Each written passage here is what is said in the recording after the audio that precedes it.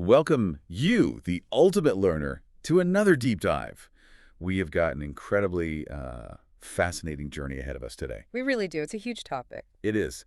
But before we get into the mechanics of it all, I want you to just take a second and, imagine something with me. Okay. Picture this. You are working a fairly ordinary, single-income, working-class job. Let's say you're a taxi driver. Right. Or maybe a groundskeeper for the local council. Or you do basic admin in an office. Exactly. And on that single average salary, you easily purchase a two-bedroom terrace house in London. Wow. Right? It's got a nice kitchen, the back garden for the kids to play in, and you live on a street where you know the names of everyone's pets. Yeah, because they've lived there for decades. Yes. You know your neighbors. Now that paints a remarkably idyllic picture of urban life. It does. And for a very specific window of time, it was a totally unremarkable reality. That is the wildest part to me. For anyone born after, say, 1988, the idea of buying a family home in the capital on one average wage sounds like pure unadulterated science fiction.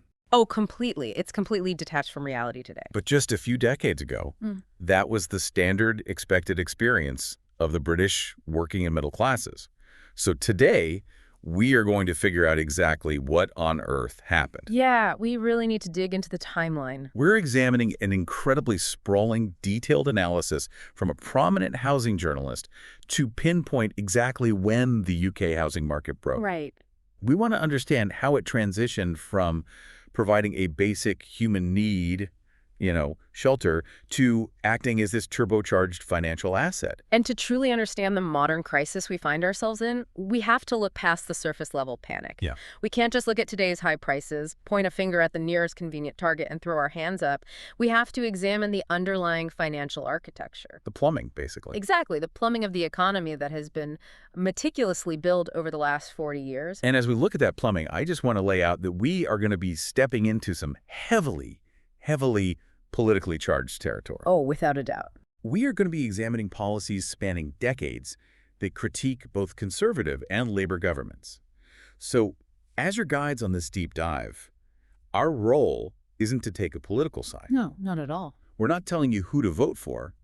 Our job is simply to unpack the arguments, lay out the economic data, and trace the historical timeline from the sources we have. You get to look at the evidence and make up your own mind. Exactly. So, with all that said, okay, let's unpack this. So if we want to find ground zero for the modern affordability crisis, the data points us directly to a very specific structural turning point, which is the 1988 Housing Act. 1988, which, coincidentally, is the year the journalist whose work we are analyzing today was actually born. Right, which makes them pretty much the last generation born into a London that could realistically be considered affordable. Yeah, it's wild to think about. So what actually shifted in the legal framework in 1988? Well, the 1988 Housing Act completely deregulated the private rented sector in the UK. Now, to understand the magnitude of this shift, you have to know the baseline. You have to know what came before it. Right, because before this, there were a lot of rules. Exactly. Prior to 1988, the UK had a very robust system of rent controls. And these weren't some modern radical policy experiment. No, they were originally introduced as an emergency measure way back during World War I, right? Yes, exactly. This stems from the massive rent strikes by workers around the munitions factories and docks in Glasgow in 1915. That's the one. The landlords were basically jacking up rents while the men were off at war, and the women left behind essentially organized a massive refusal to pay. Which is an incredible piece of history on its own. The government at the time was, well, terrified of industrial unrest crippling the war effort. Yeah, you can't have munitions workers striking in 1915. Right, so they stepped in and imposed emergency restrictions to cap rents and freeze the market. And those emergency restrictions they ended up sticking around. Yeah, in various forms for about 70 years. Yeah, 70 years of stability. And it wasn't just about controlling the price, it was about security of tenure. Exactly. Under that old system, if you were a private renter and you paid your rent, you effectively had the right to stay in that home for life. You could put down roots. Right, you could build a community. But the 1988 Act destroyed that system entirely by introducing something called the assured short-hold tenancy. And the assured short-hold tenancy is the bedrock of the modern rental market. These are the standard 6 to 12-month leases we see everywhere today. Yep. And what that meant in practice was that landlords were legally empowered to evict tenants without any specific cause at the end of that short term. Wait, so even if you did nothing wrong? Nothing. Even if you paid your rent on time every single month, even if you treated the property immaculately, Wow. at the end of 6 months, the landlord could simply issue a notice and say, I'm not renewing. You have 2 months to leave. I mean, think about what that does to a person's psychology. It's exhausting. If you only have 6 months of guaranteed housing, you hesitate to even get a local gym membership because you don't know if you'll be living in that postcode by Christmas. Right, or registering with a local GP. Exactly. You definitely don't feel secure enrolling your kids in a local primary school, and you probably aren't going to invest time building a deep relationship with your neighbors. You are forced into this constant state of transience.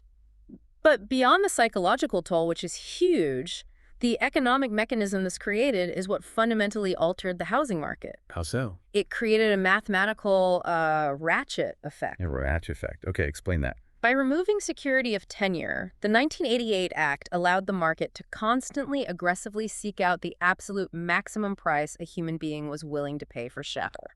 So let me make sure I'm mapping this correctly. If I'm a landlord in this new post-1988 reality, and I know I can get you out in 6 months with zero justification, Yep, completely illegally. I just watch the local market. If wages in the area go up slightly, or, I don't know, a new train station opens, making the area trendier, I can just look at my spreadsheet and say, I bet I can find someone to pay 50 quid more a month. That is exactly what you do. I boot you out, I bring the new person in at the higher rate.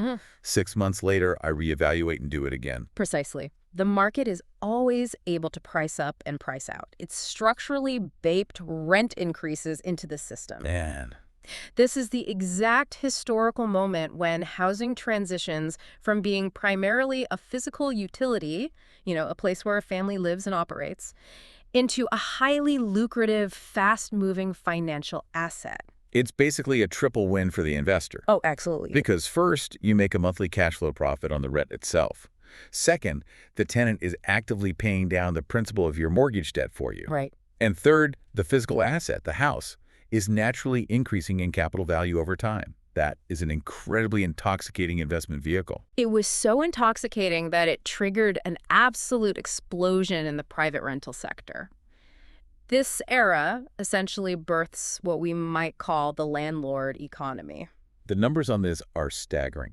Let me pull this up. Today, there are roughly 2.5 million private landlords in the UK. 2.5 million. When you zoom out and look at that as an economic demographic, being a landlord is effectively the country's biggest profession. It really is. It dwarfs our essential public services. Yeah. The source points out there are roughly twice as many landlords as there are people working for the entire National Health Service. Which is mind-boggling. And over 6 times as many landlords as there are teachers. It's like the entire nation developed this massive societal side hustle. But we have to be really careful here, right? We can't just paint 2.5 million people as cartoon villains twisting their mustaches. No, absolutely not. Why did so many people simultaneously make this exact same financial decision? Because it was a highly rational economic response to a rapidly changing macroeconomic environment. Okay, set the scene for me. What was happening? Look at the landscape of the 1990s and early 2000s. Traditional final salary pensions were being dismantled. Right. The labor market was becoming more precarious. If you were, say, a self-employed tradesperson, a builder, a plumber, an electrician, you hadn't been paying into some plush corporate pension scheme for 30 years. Right, so you hit your mid-50s, retirement is suddenly a very real looming prospect, and you look at your bank account and realize the state pension isn't going to cut it. Exactly. And you have the practical skills to fix up a house. And the government is highly incentivizing property investment through the tax system at the time. They absolutely were. So buying a rundown terraced house, fixing it up on the weekends and renting it out, wasn't an act of malice. It was the most logical survival strategy available to secure your family's financial future. Right. But the aggregate effect of 2.5 million individuals making that rational choice is profound macro-level dysfunction. Because suddenly you have millions of people pouring investment capital into the housing market. Yes. They are directly competing for the exact same physical structures as young families who just want a place to live. And the investors always have more leverage. Always. Which brings us to the real heavy hitter in this era, the ultimate enabler of this entire system. The banking sector. The banking sector. Post-Thatcher, the banks fundamentally shifted their entire business model, and this is where the math really goes off the rails. So what were banks doing before this shift? Historically, a bank's primary function in the broader economy was lending to productive businesses. Okay, so a business takes out a loan. They build a new factory, they buy equipment, they hire 50 workers, they create a new product, generate profits, and pay the loan back with interest. That makes sense. That is how new economic value is injected into a society. Exactly. The loan creates a tangible asset that didn't exist before. Right. But from the late 80s and accelerating aggressively into the 90s and 2000s, the banks pivoted away from productive business lending. They realized it was much easier and perceived as much safer to move aggressively into providing mortgages for residential real estate. Okay, wait, hold on. I want to challenge this premise. Go ahead. If banks start handing out more mortgages, shouldn't that just mean more working-class people get to buy homes? Like, why is giving people more access to credit accidentally destroying affordability? It seems incredibly counterintuitive until you look at the relationship between credit and fixed assets. Okay, unpack that for me. If banks suddenly create massive amounts of available credit specifically earmarked for buying houses, but the number of houses isn't increasing at the same rate, the price of the houses will inevitably rise to absorb all that new credit. Because if 5 people are bidding on one house and the bank just doubled how much money all 5 people are allowed to borrow. The seller is just going to double the asking price. Oh, wow. Exactly. Right. The banking sector stopped lending based on what a family could reasonably afford to pay back from their monthly wages. Because historically there was a limit, right? Yes. For most of the 20th century, house prices fluctuated, but they were generally hard-capped at about 3 to 5 times a person's average annual earnings. Because if a house costs 10 times your salary, the bank physically cannot extract the monthly payment from you without you starving to death. Exactly. There was a mathematical tether to reality. Right. But once the banks decided they were no longer lending against the current earning power of the worker, What were they lending against? they began lending against the speculative future value of the asset itself. That tether was severed. So the bank assumes that over a 25-year mortgage term, the house price will grow so much that even if the borrower completely defaults, the bank can repossess the home, sell it on the inflated open market, and still turn a profit. Exactly. The numbers from the 90s to the 2008 financial crash are just horrifying in this context. Let me guess. Massive inflation. UK house prices grew by 400% in that window. 400%. 400% asset inflation, while wages barely ticked upward in real terms. And this wasn't a bubble driven by a massive oversupply of new luxury housing either. No, not at all. Unlike the housing crashes in places like Spain or Ireland, where they built massive, sprawling ghost estates of brand new units that just sat empty. Right. The UK just artificially inflated the price of the existing aging stock. Which creates a fascinating and deeply depressing economic reality for anyone entering the market today. It creates this concept of starting at -1. Yeah, I found this framing in the source material so illuminating.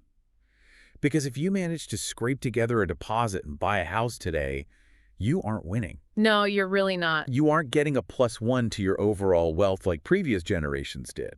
Because the entire system has made that asset so artificially, obscenely expensive, buying a house just stops the bleeding. Yes, it just gets you back to baseline. It gets you to 0.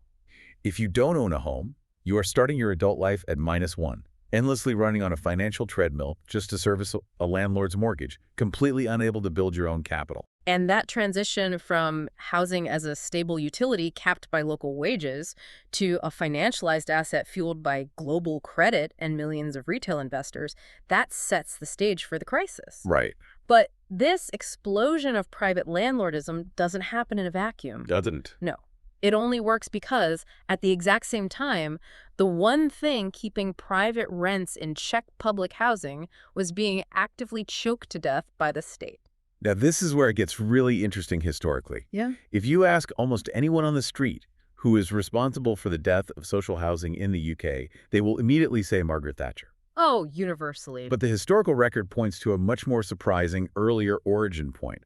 The cuts actually started under a Labour government in 1976. It is a largely forgotten chapter of macroeconomic history, but it is vital to understanding the structural decay. So what happened in 76? In 1976, the UK was facing a severe existential economic crisis. Yeah. We had massive energy shocks from the oil crisis, spiraling double-digit inflation, and deep industrial decline. Sounds bleak. Very. The Labor government essentially ran out of money and was forced to go cap in hand to the International Monetary Fund, the IMF, for a massive bailout loan to stabilize the currency. To put that in perspective for you listening, at the time, it was the largest bailout loan any nation-state had ever requested from the IMF in history. Yeah, it was unprecedented. And the IMF, much like any bank, doesn't just hand over a giant check and wish you the best of luck. No, they impose brutal conditions. The IMF demanded drastic, immediate cuts to public expenditure. But the Labor government was in an impossible political bind, right? Absolutely. The trade unions were incredibly powerful in 1976. The government knew that if they tried to slash public sector wages or fire thousands of public workers to balance the books, it would trigger general strikes that could bring down the entire country. So if you can't cut operating expenses, Yeah. the wages, where do you find the money? You cut capital programs. You stop building things. And the single biggest capital expenditure program on the government's books was the construction and maintenance of council housing. Because a building site can't go on strike. Exactly. They slashed the housing budget. That exact moment is when the post-war consensus, the idea that the state had a fundamental duty to provide heavy investment in mass public housing, truly began to fracture. But 3 years later, 1979, Margaret Thatcher takes power. And she brings a completely different energy to the situation. Yeah, it was no longer just a grim economic necessity forced by the IMF, right? No, she had a deep, personal, ideological distaste for the very concept of state-owned housing. She fundamentally believed that a property-owning democracy was a more stable, more conservative democracy. Yes, she believed the state had no business acting as a landlord. So she didn't just maintain the IMF-mandated cuts, she accelerated them to near zero. Which actually faced significant pushback from older members of her own conservative cabinet, who still believed in that post-war civic duty. It did, but she pushed through. And then she introduced the policy that would define a generation, which was right to buy. Right to buy, arguably the most famous housing policy in British history. Without a doubt. So it allowed existing council tenants to purchase their state-owned homes at a massive discount. And when we say discount, we are talking up to 50, 60, even 70% off the market value. That is insane. The discount was so incredibly large that the banks essentially treated the discount itself as the mortgage deposit. Exactly. You barely needed any actual savings in the bank. If you were stably employed and could cover the monthly mortgage, which was often cheaper than the rent anyway, you could suddenly own a home. And the scale of this wealth transfer is almost hard to comprehend. The source notes, over 2 million state-owned homes were sold off into private hands through this scheme. 2 million. And naturally, it was the most desirable stock that was purchased first. Like the large 3-bedroom family homes with front and back gardens, the semi-detached properties in nice neighborhoods. Nope. Now, looking at this objectively, I have to play devil's advocate for a second. Okay, go for it. For the individual families who bought those homes, this was the greatest wealth creation scheme they could have ever asked for, right? Undoubtedly. If a working-class family bought their council house for £15,000 in the 80s, and it's worth £600,000 today, that completely transformed their family's economic trajectory for generations. It did. So how can we view a policy that created so much individual prosperity as a structural failure? Because housing policy isn't just about the individuals lucky enough to be standing in the right place at the right time in 1980. Right. It's about the long-term capacity of the state to manage its population. Think about the life cycle of a social home. Okay. The average tenure of a family in a council house is roughly 12 to 15 years. They move in when they are young and need space for kids. And then the kids grow up and move out. Right. Maybe the parents' careers progress and they buy a place on the private market, or they downsize to a smaller flat, or eventually they pass away. So the physical house doesn't belong to them forever. It's a fluid public resource that cycles to the next family on the waiting list. Precisely. Over the course of a century, a single, well-built council house might provide secure, affordable shelter for 6 or 7 different families during their most vulnerable child-rearing years. Wow, okay. By selling 2 million homes, the state permanently, irrevocably removed 2 million affordable assets from that public rotation. And what happened to those specific homes? Well, the people who bought them eventually got older or wanted to move, and they sold them on the open market at full price. And who bought them? Oh, let me guess. They were snapped up by that growing army of 2.5 million private landlords we just talked about. Exactly. The taxpayer-funded social home gets bought at a discount, sold on for a massive profit, and ends up operating as a private rental property anyway. But now at 3 times the rent, with none of the security of tenure. Yes. Which leads us to a staggering financial paradox regarding housing benefit. Oh man, this is where the sheer economic logic of dismantling social housing truly falls apart. It really does. Because if the state stops providing cheap housing, but poor people still physically exist and need to live somewhere, they are forced into the private rental market. Right. But they can't afford the private rents, so the state has to step in and pay the difference. There is a famous, revealing quote from one of Thatcher's housing ministers. When challenged on what would happen to the welfare bill if all the poorer citizens were forced to rent from private landlords at market rates, the minister simply replied, "Housing benefit will take the strain." Housing benefit will take the strain. They just openly accepted that the state would have to pay vastly more in ongoing benefits just to achieve the ideological goal of removing the state from housing provision. Yeah. Let's talk about the math on that strain because the numbers are jaw-dropping. What are we talking? The data shows the state was projected to spend close to $60 billion on housing benefit over just a 5-year period. 60 billion pounds. And where does that money go? Well, it doesn't buy land, it doesn't lay a single new brick, it doesn't create an asset for the taxpayer. It goes straight from the public purse into the private bank accounts of landlords to subsidize inflated market rents. Exactly. The irony is suffocating. The state essentially ended up underwriting the entire private rental market, guaranteeing landlord yields with taxpayer money. It is the most absurd business model imaginable. I was trying to think of how to explain this, and it's like, Yeah. imagine you run a logistics business, Yeah, okay. and you own a perfectly good company delivery van. It costs you a little bit in maintenance every year, but it does the job efficiently. Makes sense. Then, one day, you decide you hate the ideological concept of owning vehicles. So you sell the company van to your neighbor at a 50% discount. Right. But you still have to make deliveries. You still have a job to do. So the very next day, you go to your neighbor and you rent the exact same van back from him. Only now, he's charging you 4 times the daily rate, and you have to pay it forever. That is a brilliant analogy. That perfectly mirrors the data. In many cases across the UK today, local councils are literally paying exorbitant housing benefit for a vulnerable tenant living in a former council house that the state originally built, sold off at a discount, and is now renting back at a premium. Compare the 60 billion black hole of rent subsidies to the economics of actually building social housing. That's night and day. The numbers show that when the government issues a grant to build a social home, that home pays back 69% of the initial grant within 30 years, just through the collected affordable social rents. And within 60 years, it pays back 110%. It is an asset that generates long-term savings, provides social stability, and eventually turns a net profit for the public purse. Shifting from that model, owning a productive asset that pays for itself, to a model of endlessly subsidizing private landlords is a monumental historic economic failure driven by pure ideology. Okay, so we've seen the conservative era dismantle the public option and unleash the private market. But the political winds eventually shifted. In 1997, Tony Blair and New Labour swept into power. They did. Now, you would assume that with a massive change in political leadership, the approach to housing would fundamentally revert to building council homes, right? You would definitely assume so.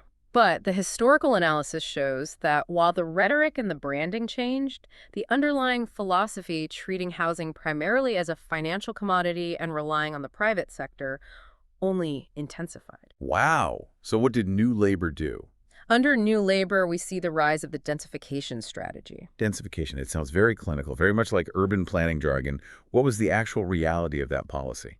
Well, the Blair government recognized that the population was growing and there was a need for more housing units. Okay. However, they were deeply opposed to building out onto the Greenbelt, the protected rings of countryside surrounding major cities. Right, because the environmental lobby was strong, and protecting the Greenbelt was politically popular with suburban homeowners. Exactly. So if you can't build outwards, the only solution is to densify the inner cities. You have to build more homes on the urban land you already control. But where do you find massive, sprawling plots of empty land in inner-city London or Manchester to build dense new apartment blocks? You don't find empty land. You look at the existing post-war council estates. Many of these estates, particularly in London, were built in the 1950s and 60s when the city's population was actually falling due to post-war suburbanization. So they were fairly spread out. Yes. Consequently, they were often built with quite a bit of space, low-rise blocks surrounded by green parkland and communal areas. And the new Labor government, partnering heavily with private sector developers, looked at these aging estates and saw a goldmine of underutilized real estate. Exactly. This is where the story gets incredibly tragic, because this era wasn't one of glorious urban renewal. It was one of profound community destruction masked by the buzzword regeneration. It really was. And to really understand the mechanics of this, we need to look at a specific localized case study highlighted in the text, the Haygate Estate in Elephant and Castle, South London. Right, the Haygate. The Haygate is the quintessential, heartbreaking example of this era's policy failings. It was a massive, sprawling, brutalist estate. Now, brutalist concrete architecture isn't to everyone's taste. No.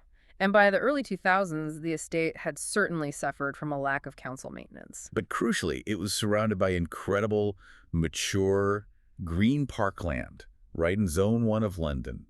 It was arguably some of the most prime real estate in Europe. Let's break down the actual financial ledger of this regeneration deal because it tells you everything you need to know. Yeah, the math is crazy here. Southwark Council decided to sell this massive plot of land to an enormous multinational private developer called Lend-Lease. Okay. They sold it for $50 million. Which, $50 million sounds like a decent chunk of change for a local council until you look at the hidden costs on the balance sheet. Right. It cost the council $45 million just to decant the existing residents. Decant. It is a chillingly sterile bureaucratic word for uprooting 3,000 human beings from their homes and their lives. It really is. And that math is the crux of the failure. A $50 million sale price minus $45 million in administrative and relocation costs to empty the buildings means the local authority effectively handed over a massive, irreplaceable chunk of central London to a private developer for a net gain of just $5 million. Just $5 million. It was a phenomenal misappropriation of a public resource. And what was the human cost?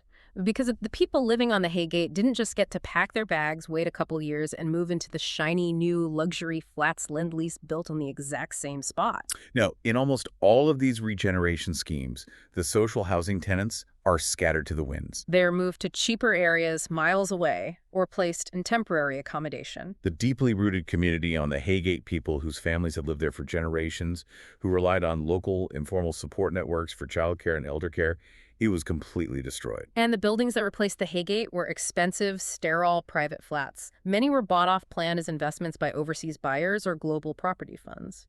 They didn't solve the local housing need at all. No, they simply gentrified the footprint and pushed the poor further out. And to add insult to absolute injury, the historical record notes that the new buildings constructed on the Haygate site later required massive remediation work due to severe fire safety defects. It's unbelievable. So the state knocked down highly functional, if slightly aging, public housing, scattered the community, and replaced it with defective luxury flats that didn't even turn a meaningful profit for the taxpayer. It highlights a deep systemic stigmatization of social housing that permeated even the local labor councils of the time. They viewed these post-war estates entirely as blights to be erased and monetized, rather than complex human communities to be maintained and upgraded. And tracing the origin of that specific stigmatization takes us back to a really nuanced philosophical shift in 1977. Yeah, this involves major housing charities, specifically shelter, campaigning to change exactly who got priority for social housing.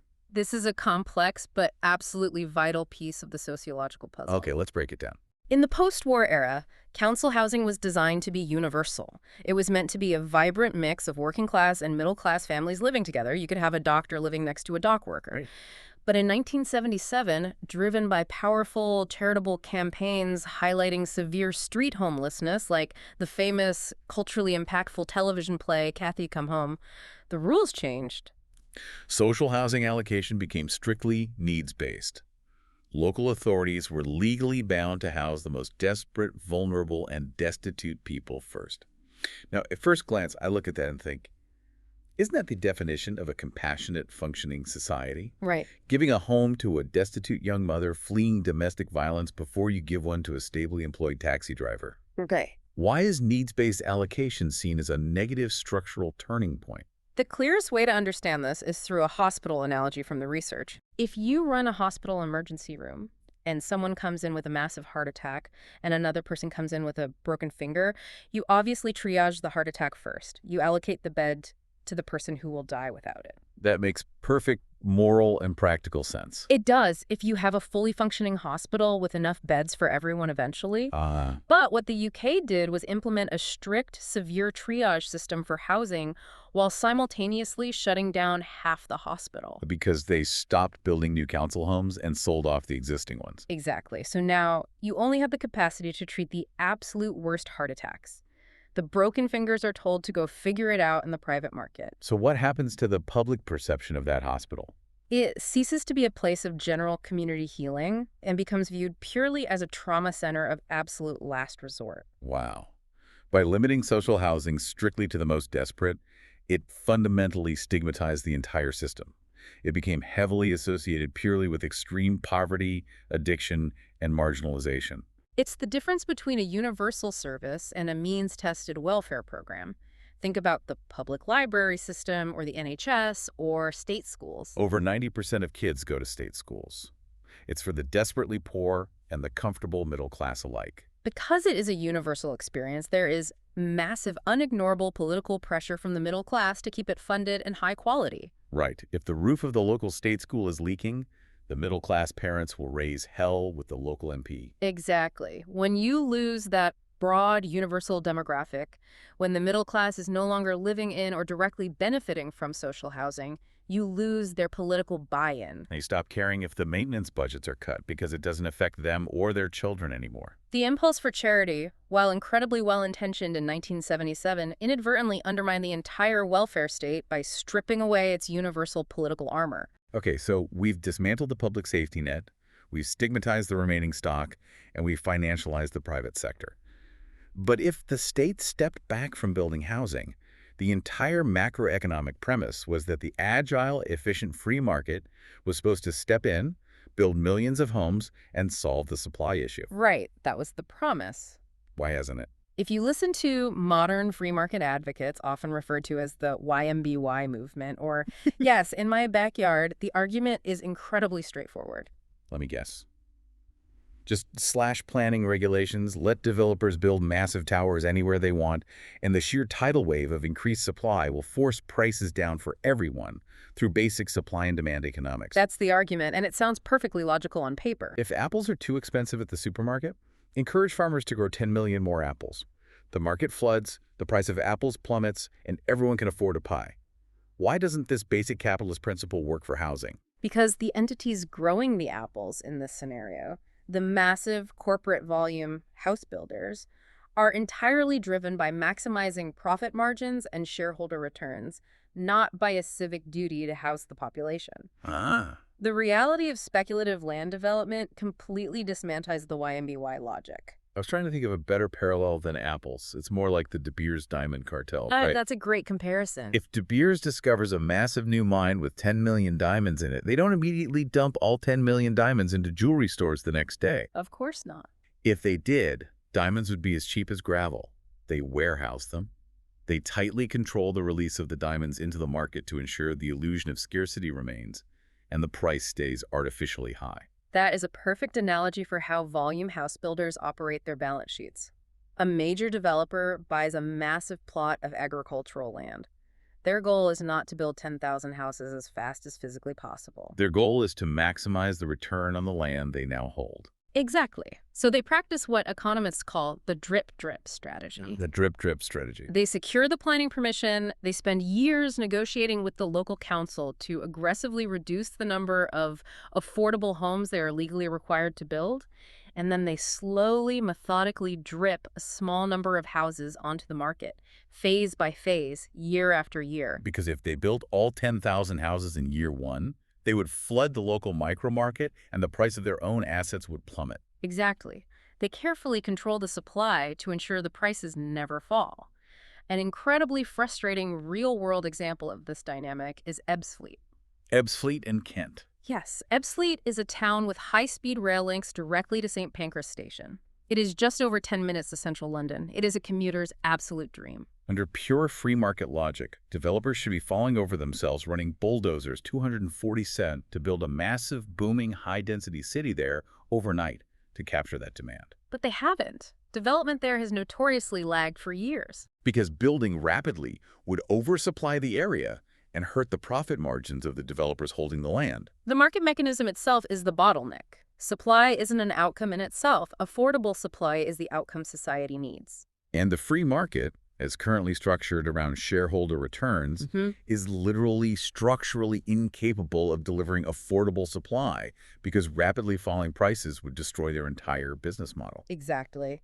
Now, this brings us to a highly sensitive, politically charged topic. Okay. When people see housing shortages, when they see 30 people queuing down the street to view a damp one-bedroom flat, it is very common to point the finger at rising population numbers driven by immigration. It's a massive talking point. How does the data actually handle this? By returning strictly to the macroeconomic math, comprehensive analysis shows that immigration between the late 1990s and today has added roughly 3 to 4% to average UK house prices. Let's put that in context. House prices grew by 400% over a similar period due to bank credit and financialization. Right. So immigration accounts for 3 or 4% of a 400% explosion. Exactly. As a driver of the macro house price bubble, it is statistically negligible. Blaming the 400% asset inflation on immigration is economically illiterate. It is often used as a convenient political scapegoat to distract from the reality of domestic financialization and credit bubbles. However, we cannot dismiss the impact of immigration entirely. We have to locate exactly where it exerts real, tangible pressure. Right. The impact isn't on a young British couple earning $80K a year trying to buy a 3-bed semi in a leafy suburb. The real impact is at the absolute lowest, most vulnerable end of the private rented sector. Precisely. Newly arrived immigrants, particularly those working precarious jobs in the gig economy, are highly unlikely to qualify for social housing, and they certainly aren't securing mortgages. So they are forced into the bottom tier of the private rental market. And they are often brutally exploited by unscrupulous landlords in what are called HMOs houses in multiple The occupations. scale of this is shocking. Government data indicates there are around 76,000 unlicensed illegal HMOs in the UK. It's awful. We are talking about standard 3-bedroom terraced houses meant for a family of 4 that have been illegally subdivided with plasterboard to house 12 or 15 gig economy workers, all paying exorbitant rent for a single mattress. This creates intense, hyper-localized pressure. It leads to severe overcrowding, dangerous living conditions, antisocial behavior issues, and massive strain on hyper-local services like waste collection in specific streets or neighborhoods. It is a severe social problem and a profound crisis of human exploitation. But it is a completely distinct, separate issue from the structural inability of a generation of young middle-class citizens to get on the property ladder. It is. So if the market structurally refuses to fix supply, and immigration isn't the root cause of the macro price bubble, what did the government actually try to do to fix the inability of young people to buy homes? Enter the 2010s coalition government and their flagship housing policy, Help to Buy. Help to Buy is perhaps the most cynical, economically destructive policy we've discussed today. Really? But on paper, the marketing sounded great. It sounded fantastic. The government understands deposits are too high, so the state will help you with an equity loan to boost your deposit so you can finally buy a newly built home. In practice, over the life of the scheme, the state injected roughly £24 billion into the housing market. Right. But wait. We just established that the volume house builders constrain supply to keep prices high. Yeah. If you take a market where supply is deliberately throttled and you pump 24 billion of raw demand directly into it, what immediately happens to the asking price? The price instantly goes up to absorb the subsidy. Exactly. If a developer was selling a house for £300,000 and they know the government has just handed every buyer an extra £50,000 in equity loans, the developer simply changes the asking price to £350,000. The state was literally using taxpayer money to subsidize demand, explicitly to keep house prices inflating. Why would the government intentionally inflate the bubble? That's the million-dollar question. 2 reasons. First, the entire macroeconomic model of the UK post-2008 had become completely reliant on the wealth effect. What's the wealth effect? During the austerity years, with wages stagnant, the only way people felt rich enough to spend money in the broader economy was by watching the imaginary value of their house go up on property websites like Zoopla. The government needed that illusion of growth. And the second reason? Because the volume house builders explicitly lobbied the government and told them that if house prices stabilized or fell, they would stop building new homes altogether. Which would trigger a recession in the construction sector. Exactly. It's an endless, absurd feedback loop. We say we want to build houses to bring prices down, but our delivery model relies on private developers who will only build houses if prices are guaranteed to go up. We are trapped in a paradox of our own design. Which leads us to the terrifying climax of this history. We've explored how we got into this trap, how the public net was cut, and how the private market was financialized. Now, we must confront the very real human cost hurtling toward us in the immediate future. Up until now, a lot of the mainstream cultural conversation around the housing crisis focuses on millennials in their 30s, eating too much avocado toast and complaining they can't buy a starter home. It's treated almost like a lifestyle inconvenience for young professionals. But the data highlights a demographic statistic that shifts this from an inconvenience to an existential societal threat. By 2030, there will be over 1 million older private renters in the UK. This is the true demographic time bomb. The 55 to 64 age group of private renters is currently growing 6 times faster than the general population. Who are these people? These are the people who entered the workforce in the 90s who started at -1, who were too late for the right to buy discounts. And who have spent 30 years diligently paying off their landlord's mortgages instead of building their own equity. I want you, the listener, to really internalize the reality of this. I joke with my friends about how grueling it is to move every 12 months when you are 25. Packing boxes, dealing with aggressive letting agents, trying to scrape together a new deposit while fighting to get your old one back. It's highly annoying. But you're 25. Exactly.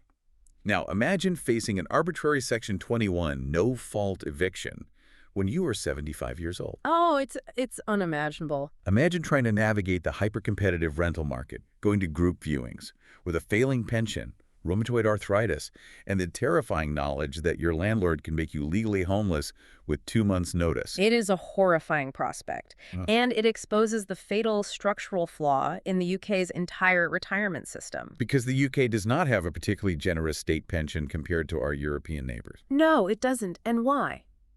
Because the system was built on an unspoken foundation of asset-based welfare. The post-war social contract assumed that by the time you retire, you will have paid off a mortgage. Therefore, your housing costs drop to near zero, and the modest state pension is enough to pay for your groceries, your heating bill, and maybe a modest holiday. And eventually, your house acts as a massive financial safety net to pay for dementia care if you need it. Exactly. But if you retire as a private renter, your housing costs don't magically drop to zero at age 65. You still owe £1,500 a month every single month until you die, and the state pension doesn't even come close to covering it. Financial modeling shows that to survive as a private renter in retirement, paying market rates, you need a private pension pot of roughly £450,000. And if you have £450,000 sitting in liquid assets in the bank, you probably aren't renting. You would have used it to buy a house. Precisely. So we know for an absolute mathematical fact that these 1 million upcoming elderly renters explicitly do not have the money required to survive. They are hurtling toward abject poverty and homelessness in their 70s and 80s. And the local councils, which are already functionally bankrupt and severely defunded, will not be able to cope with a massive wave of elderly, medically vulnerable, homeless citizens. This is the catastrophic, unavoidable outcome of 40 years of housing policy. So how on earth do we defuse this time bomb before it goes off in 2030? To find a solution, we have to wade into another massive political third rail, which is the pensions triple lock. Right. The triple lock is a policy introduced by the coalition government that guarantees the state pension will rise every single year by either the rate of inflation, average wage growth, or 2.5%, whichever metric is highest. It is an incredibly expensive compounding commitment for the Treasury. It is. Now, criticizing pensioner benefits is usually political suicide. Yeah. But the argument here isn't that pensioners don't deserve money, right? It's an argument about the targeted allocation of incredibly scarce resources. Exactly. The triple lock is a blunt instrument. It indiscriminately increases the state pensions of wealthy, home-owning retirees who already have a paid-off £800,000 asset, private final salary pensions, and multiple streams of income. The macroeconomic argument is that in an aging society with a shrinking workforce, the state simply cannot afford to endlessly transfer wealth to comfortable homeowners while 1 million elderly renters face imminent destitution. So the radical or perhaps just highly pragmatic solution proposed is to modify or means test the triple lock and redirect those tens of billions of pounds Where should it go? to vastly higher targeted housing benefits specifically for elderly renters so they aren't evicted into the street. Or, even better, use that capital to directly build specialized state-owned social homes for the elderly. And this is where we finally start to see some glimmers of hope in the data. The situation is dire, but it is not physically unfixable. No, we've done it before. Look at an inspiring example developed under the current mayor of London, Sadiq Khan.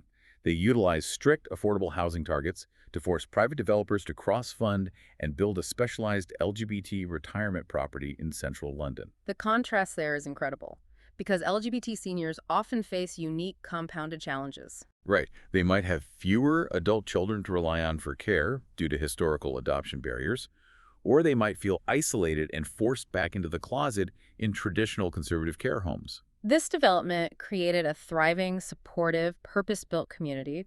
It proves that housing policy can still be a force for immense social good when the political will exists to mandate it over pure developer profit margins. And if you want historical proof that the state has the logistical capacity to solve housing on a massive scale, you just have to look at the Becontree estate in East London. The largest public housing estate in Europe. Built directly by the state immediately after World War I. Think about the macroeconomic condition of Britain in 1921. It was grim. The country was financially crippled, a generation of young men had been wiped out, we were deeply indebted to the United States, and heading into a massive global depression. Yet, despite being functionally bankrupt, the state managed to acquire the land, plan, and build tens of thousands of high-quality, brick-built, semi-detached homes with gardens and indoor plumbing. And those homes are still standing today, over a century later, highly desirable and functioning perfectly. The contrast is staggering. We managed to build mass, high-quality housing when the country was on its knees in the 1920s. But today, as the sixth largest economy in the world, with vastly superior construction technology, we act as if building a few thousand affordable homes is a logistical impossibility that defies the laws of physics. It proves that the housing crisis is not a law of nature. It's not a geographical inevitability. It is the manufactured outcome of specific political and economic choices. To synthesize everything we've unpacked today, the UK housing crisis is not simply a failure of bricks, mortar, and construction logistics. No. It is a profound structural failure driven by the financialization of a basic human need. It was caused by the deliberate destruction of the public alternative that used to keep prices in check, the deregulation of the rental market to guarantee investor yields, and a terminal reliance on a free market model that intrinsically requires constant price inflation to function. It's a sobering realization, but an incredibly empowering one to understand. I want to thank you, the listener, for taking this deep dive with us today, for sticking with the heavy economic data, navigating the history, and connecting the dots from a 1976 IMF loan right up to the 1 million elderly renters facing the cliff edge in 2030. Knowing the exact mechanics of the trap is the first necessary step to dismantling it. Before we go, I want to leave you with one final thought to mull over. If the fundamental foundation of our modern social contract is the promise that a lifetime of hard work, paying your taxes, and playing by the rules guarantees you a secure and dignified retirement, what happens to the stability of a society when over 1 million elderly people realize that contract has been quietly, systematically torn up? Are we prepared, legally and culturally, to redefine what retirement even means in the 21st century? A heavy question, but exactly the kind we need to be asking. We started today by imagining a simple 2-bed terrace with a garden on a single wage, a dream that slipped into science fiction. Maybe, with the right political will, we can write it back into reality. We will see you on the next deep dive into the unknown. Stay curious.